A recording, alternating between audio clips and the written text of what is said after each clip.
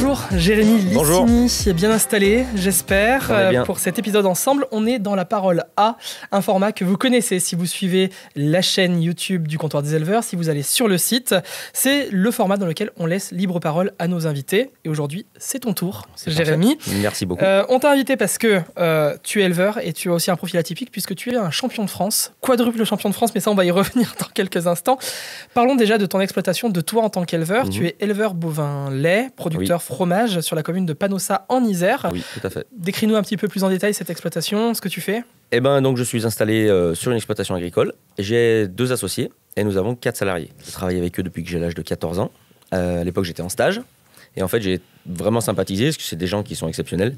On a sympathisé, je suis resté, j'ai fait les saisons, j'ai remplacé une des salariées qui était à l'époque enceinte. Je suis parti 2 ans pour faire un autre métier à côté. Je pouvais pas me passer de ça, donc je suis revenu. C'est un métier qui avait rien à voir avec l'agriculture ? Non, j'étais chauffeur de tractopelle, je déterrais des lignes haute tension. Okay. Alors c'était très bien payé par rapport à l'agriculture, ça, il n'y a aucun souci. Et non, je suis revenu quand même à la base en sachant que mes parents ne sont pas agriculteurs. Qu'est-ce qui t'avait manqué dans ce boulot le contact avec les animaux, le contact avec mes associés justement, parce qu'on avait, pour moi aujourd'hui c'est comme mon frère et ma sœur. Et puis le fait de... surtout de produire pour les gens, quoi. Faire plaisir aux gens. Quand les gens nous disent voilà, j'ai mangé vos fromages, ils étaient exceptionnels et tout, voilà, c'est, on va dire, c'est le Graal, quoi. Alors comment tu perçois un petit peu ta profession aujourd'hui, notamment avec la situation des éleveurs bovins lait ? Est-ce que faire du fromage aujourd'hui, c'est risqué ou c'est un bon filon ? On va dire qu'aujourd'hui, si vous ne faites pas de la diversification, c'est très compliqué. Un éleveur de lait qui est tout seul, et c'est 365 jours par an, matin, soir. Donc c'est vrai que nous, on a cette flexibilité où, avec nos associés, on a mis un roulement en place. Et là, à ce moment-là, on peut avoir une vie à côté. Et c'est vrai qu'aujourd'hui, ce qui fait que ton travail avance, c'est ta vie aussi.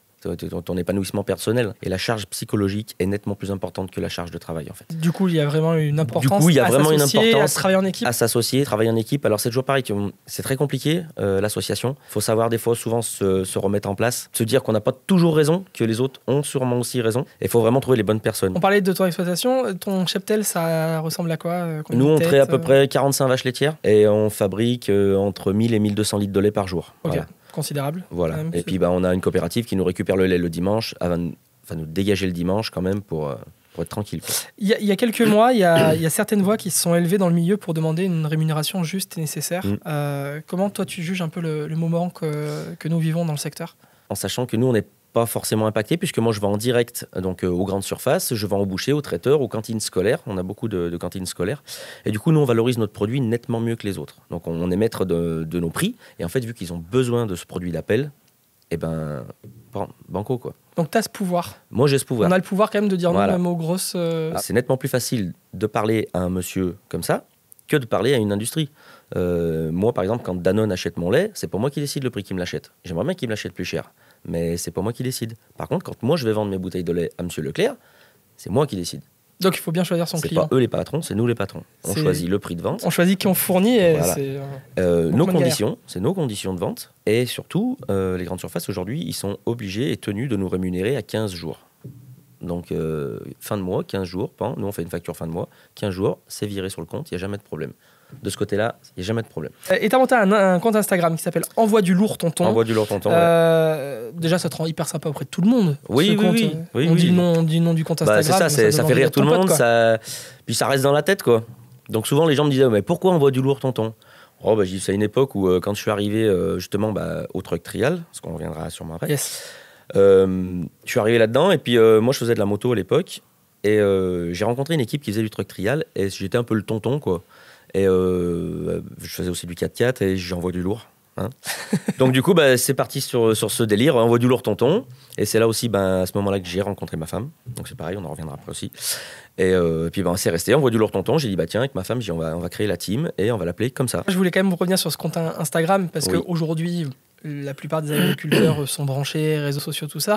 Mais tout le monde n'est pas aussi influent ou en tout cas produit du contenu de manière très régulière. En tout cas, c'est ce que tu essayes de faire sur Instagram, surtout sur TikTok. Surtout sur TikTok, L'idée, c'est vraiment de t'adresser directement à tes abonnés et aux personnes qui s'intéressent de près ou de loin au monde de l'agriculture. Oui, et puis par ces vidéos, moi j'essaie de faire voir que l'agriculture, c'est pas non plus... on se lève, on monte dans un tracteur, on traîne une vache, on est un paysan, on a des bottes, on a un béret. On n'est plus dans les années 30. Aujourd'hui, je pense que les gens, quand ils me croisent dans la rue, si je leur dis pas que je suis agriculteur, voilà quoi. Et il dit, c'est pas possible, ce gars-là, il est pas paysan, quoi. Non, mais alors, quand on regarde ton compte, quand on regarde le compte Instagram, on trouve des trucs de fou. Oui. C'est-à-dire qu'on est loin, en effet, du béret fourche. Voilà. Toi, tu driftes en tracteur, par exemple. Voilà. Ouais. Je fais du drift en Manitou, je fais des tonneaux en camion, je fais du... Mais t'as pété combien d'appareils? Zéro. Zéro. J'ai en touche du bois, hein, en touche du singe, comme on dit. J'ai pas cassé de matériel. Parce qu'en fait, j'adore la mécanique. Je suis passionné de mécanique et j'aime pas maltraiter la mécanique. Donc il y en a beaucoup. Quand j'ai fait mon drift en Manitou, par exemple, la vidéo, elle a fait je sais pas combien de milliers de vues. Et là, on a pris cet exemple-là parce que justement, c'est une vidéo qui a beaucoup tourné et qui a bien marché. Et oui, puis moi je me suis éclaté avec. Puis les vaches, elles me regardaient comme ça, d'un air de dire, mais il fait quoi? Mais elles ont l'habitude maintenant. Ça fait bientôt 20 ans qu'elles me voient. Voilà. Et il y en a beaucoup qui ont dit, oui, mais les pneus, ça se voit que c'est pas toi qui paye les pneus. Donc déjà, si, c'est moi qui paye les pneus, c'est moi qui paye le crédit du Manitou. Et quand vous avez des pneus sur un béton mouillé par du lisier, l'usure, c'est 0. La casse mécanique, c'est 0. Il y en a qui m'ont dit, ouais, mais tu vas te mettre dans un poteau. Ouais, mais. Oui, c'est sûr que si on voit tous les pires scénarios du monde, il peut nous arriver plein de choses. C'est pareil, hein, il y a peut-être même Ben Laden qui aurait pu me jeter un avion dessus quand je t'apprête faire ça. Au bout d'un moment, arrête, prends le temps, regarde la vidéo, kiffe, fais-toi plaisir, arrête de critiquer. Et bah, du coup, moi je pose une autre question que des haters ont dû t'adresser aussi. Ça sert à quoi de faire ce genre de vidéo? Absolument rien. Mais absolument rien. Moi je me lève le matin, c'est pas pour plaire à tout le monde, c'est pour m'éclater, pour faire vivre ma famille et puis pour faire progresser mon entreprise, grandir mes enfants, tous les jours aimer un peu plus ma femme. Hein, si je peux. Et puis voilà, quoi, ce que les gens pensent de moi, en fait, j'en ai totalement rien à faire. Et c'est comme ça aussi dans ma commune. Et c'est ce qui ressort sur mes vidéos, c'est que tu m'aimes, tu restes, tu m'aimes pas, zap.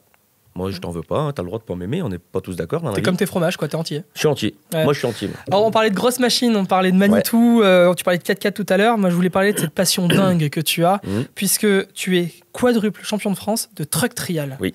C'est quoi le truck trial déjà? Le truck trial, c'est simple, c'est des camions. Donc ça peut être du petit camion en 2-4 roues motrices, comme style Unimog. Moi, par exemple, j'ai de l'Unimog. Après, on peut avoir des 6 roues motrices, des 8 roues motrices, et on peut avoir des prototypes. Donc moi, j'en ai 2, des véhicules. J'ai un série Unimog classique, en série 2 essieux, et j'ai un série prototype, celui-ci, où j'ai 4 fois le titre du Trophée de France. Et ça, c'est un véhicule qui est totalement modifié, mais alors complet. Si je vous explique la modification, vous allez rien comprendre, sauf ceux qui connaissent la mécanique. Voilà, c'est simple. Je suis parti d'un véhicule avec un moteur 2 litres de essence. J'ai changé le moteur, j'ai mis un 3 litres 3 turbo diesel de Nissan Patrol, mais j'ai gardé l'embrayage du Patrol que j'ai accouplé à la boîte à vitesse de l'Unimog. Tout ça sur le châssis de l'Unimog. Mais j'ai mis une direction hydraulique avant de Fenwick, j'ai mis des jantes de Manitou, j'ai mis une direction hydraulique arrière avec une base de pompe hydraulique de camion Ben, et les ponts à tambour, donc avec des freins tambour, je les ai virés, et avec un ami, j'ai usiné des disques, et dessus, j'ai passé des disques avec des étriers de frein, quoi. Donc c'est-à-dire qu'aujourd'hui, le véhicule, il est unique, tout simplement. On part dans les fous du volant, on a jamais vu un truc comme ça. Voilà, c'est ça. Donc il y en a plusieurs qui ont des véhicules dans mon style, dans mes catégories bien sûr, pour qu'on puisse jouer, mais il n'y a pas une personne qui a le même camion que moi. Et alors comment ça se passe les concours? C'est de la vitesse? Non, c'est de nous l'adresse? c'est de l'adresse, de la maîtrise. Et contrairement à ce qu'on pourrait croire, et à mon pseudo Envoie du lourd tonton, c'est tout en finesse. C'est tout en finesse, on va chercher le fil, on va chercher vraiment la technique, l'adhérence, la motricité. Et le but c'est de passer des obstacles qui sont délimités par 2 piquets, un à droite, un à gauche, avec un sens de passage. C'est-à-dire que demain, on va dire, tiens, tonton, il faut monter sur la table, parce qu'il y a un piquet là, un piquet là. Donc on a 3,50 m entre les 2 piquets, le véhicule fait 2,30 m. Faut pas toucher les piquets. Faut pas toucher les piquets. Quand on vous touchez les piquets, vous prenez de la pénalité, et quand vous n'arrivez pas à franchir, vous prenez de la pénalité. Donc c'est assez... faut une bonne dextérité. Et donc il faut aussi des types de terrains particuliers. Il faut déjà des types très de escarpés. Voilà. Souvent on fait ça dans des carrières. Et, ou alors dans des terrains donc naturels.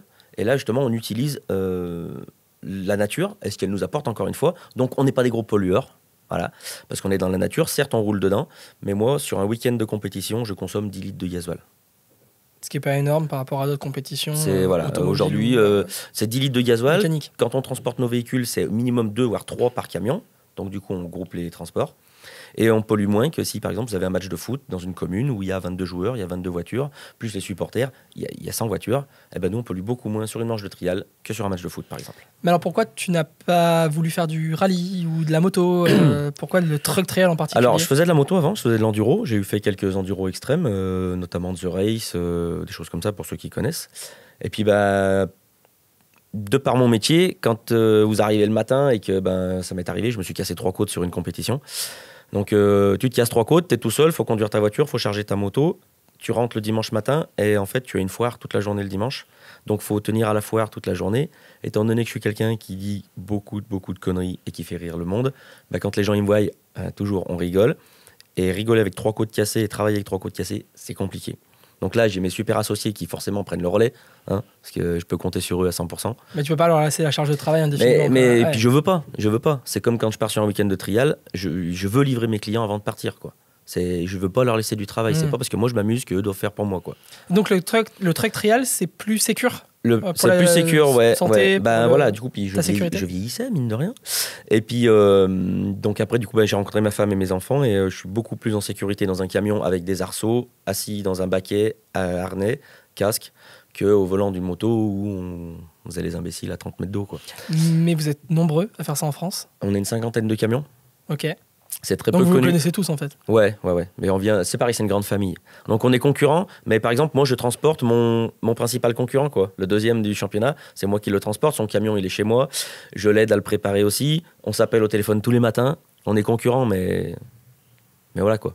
On est concurrents quand on a le casque. Quand on a enlevé le casque, on est frères, quoi. Tu parlais de ton camion unique, de la manière dont tu l'avais construit, remodelé, tout ça. Il faut avoir du coup sacrément investi pour avoir un camion en Alors, trail. moi j'ai la chance d'avoir des sponsors qui me suivent. Donc déjà de par le fait que je fais du résultat, que les gens m'aiment bien, qu'apparemment je suis quelqu'un que les gens apprécient. Et du coup, j'ai beaucoup d'amis et qui m'ont financé en fait. Et j'avais d'abord mon premier camion. On va dire qu'une saison de trial, à la louche, c'est entre 6 et 8 000 s'il n'y a pas de casse. Donc c'est assez simple, on va dire, de trouver du budget pour ça. Moi, je suis quelqu'un qui fait aussi pas mal d'associatifs, donc je sais faire de la charcuterie, je vais faire plein de choses, donc je fais des animations. On a vendu des vêtements, beaucoup de vêtements, parce qu'en fait, ça a pris. Et du coup, tout ça, ça nous a payé le premier camion. Du premier camion, on a eu du sponsoring, et justement, un peu avant le Covid, là, 2019-2020, j'ai un sponsor qui m'a fait un gros chèque. Et le Covid est arrivé, et on n'a pu faire qu'une manche. Et là, je me suis dit, tes sponsors, ils t'ont suivi, ils t'ont fait un gros chèque, il faut que tu leur fasses quelque chose. Qu'est-ce qu'on fait? Qu'est-ce que je fais? Je dis à ma femme, qu'est-ce qu'on fait? Il faut qu'on leur fasse quelque chose, c'est pas possible. Les gars, ils peuvent pas avoir investi en nous, ils croient en nous, et nous, on est bloqués. Alors, c'était pas de notre faute foncièrement. Mais moi, je me sentais un petit peu redevable. Alors, du coup, je lui ai dit à ma femme, tu sais quoi? Je fais un deuxième camion. Elle m'a dit, ah bon? Ouais. Elle me dit, d'accord. Et le truc, c'était, tu fais un deuxième camion, mais enfin un deuxième bébé. Je dis, ok. Donc, j'ai eu ma deuxième fille. En même temps, j'ai fait mon deuxième camion. Okay. Ouais. Et en fait, on a toujours tapé ce délire où t'as un camion, on a une fille, t'as un deuxième camion, on refait un enfant. Et du coup, j'ai 2 filles qui sont aussi folles de ça, comme ma femme est folle aussi du camion. Et du coup, je l'ai fabriqué en 3 mois. Mon deuxième camion, tout prototype, là, que j'ai modifié, en 3 mois, je l'ai fait. C'était à l'époque du Covid. Et ta fille en 9? Et ma fille en 9. Oui, non, en 2 minutes. Oui. Fabrication, 2 minutes. Et c'est ma femme qui a travaillé 9 mois. Non, moi, 2 minutes. Il n'y a pas de douche, donc 2 minutes, c'était bon. Et du coup, voilà. Donc, on est parti là-dessus. J'ai fabriqué ce camion. Et de là, en fin d'année, quand j'ai présenté le camion sponsor, waouh, quoi. Jérémy, un agriculteur qui fait du trail truck, qui est champion de France, qui vit aussi pleinement sa passion, ça envoie quel message pour toi? Ça envoie que l'agriculture, c'est pas un métier perdu. Et surtout, ce qu'il faut, c'est avoir une sortie de secours. Mais le plus important, vraiment le plus important, il faut vraiment trouver la femme parfaite. Ah oui. Ouais. Moi, j'ai la chance d'avoir la femme parfaite qui me suit dans mon travail, qui me suit dans mes délires, qui me suit dans le truck trial, parce qu'elle était copilote avant qu'on ait notre premier enfant. Et du coup, en fait, vous pouvez pas faire votre travail, votre passion et tout, si vous n'avez pas votre moitié qui vous suit. C'est pas possible.